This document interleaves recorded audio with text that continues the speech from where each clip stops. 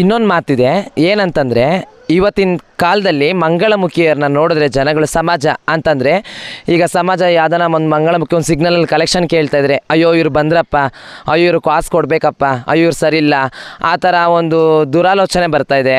ಮತ್ತು ಸಮಾಜ ಮಂಗಳಮುಖಿನ ನೋಡ್ತಾ ಇರೋ ದೃಷ್ಟಿನೇ ಬೇರೆ ಥರ ಇದೆ.